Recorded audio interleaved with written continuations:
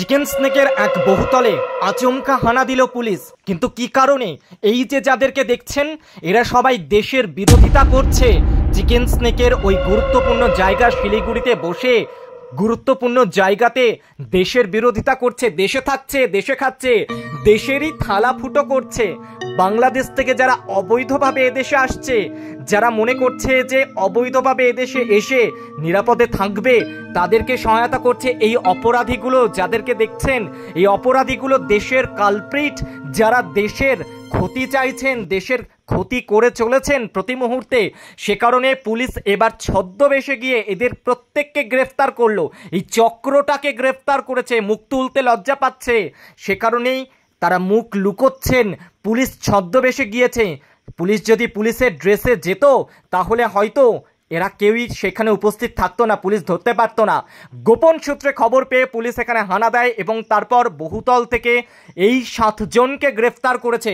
এই 7 জন যারা বাংলাদেশ থেকে এদেশে আসতো, তাদেরকে সহায়তা করতো, এই 7 জনকে গ্রেফতার করেছে পুলিশ।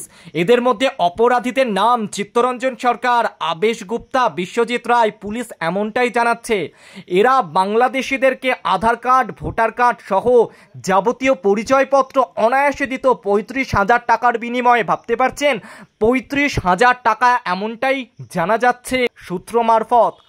তবে পুলিশ অতি সক্রিয় হলো, সেই কারণে এই 7 জনের চক্রটাকে মুহূর্তে ধরে ফেলেছে।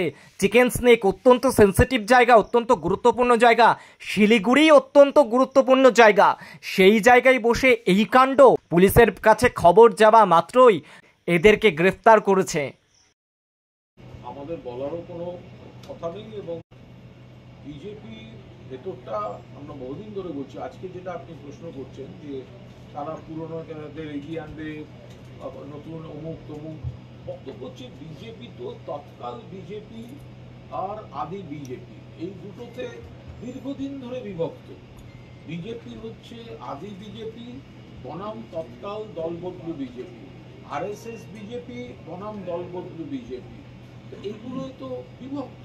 বিজেপির মধ্যে একে তো এইটুকু দল, তাদের না আছে সংগঠন, না আছে কিছু। তাদের ভরসা হচ্ছে এইসব বিবৃতি টিবৃতি দিয়ে কেউ কেউ ভেসে থাকে। তো ফলে এরা একেবারে গোষ্ঠীদ্বন্দ্বে দীর্ণ। ফলে এরা যতই যেটাই করুক, কাকে এগোবে কাকে পেছবে সেটা তাদের ব্যাপার। কিন্তু যে বঙ্গ বিরোধী, বাংলা বিরোধী, বাংলার মানুষের স্বার্থ বিরোধী যে দলটা শুধুমাত্র ধর্মের নামে ভেদাভেদি করে আর নিজেদের মধ্যে ঝগড়া করে, তাদের নিয়ে বাংলার মানুষের কোনো আগ্রহ। দেখুন, এটা পরিষ্কার ক্লারিফিকেশন দিয়ে বলা হয়েছে ওবিসি বিষয়টার সঙ্গে ধর্মের যোগাযোগ নেই, ধর্মের ভিত্তিতে এটা ভাগ হয় না।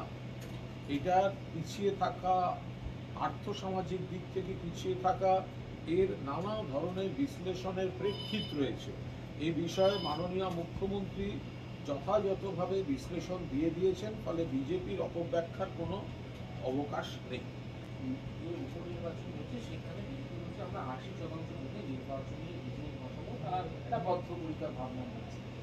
তো বিজেপির অর্ধেক যেগুলো ওরা মুখে বলে সেগুলো বাস্তবে দেখাই যায় না, খুঁজে পাওয়া যায় না।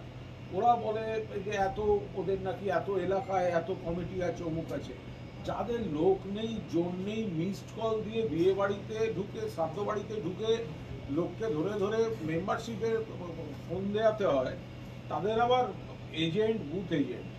বিজেপির লোক নেই, জোর নেই, গোয়ারা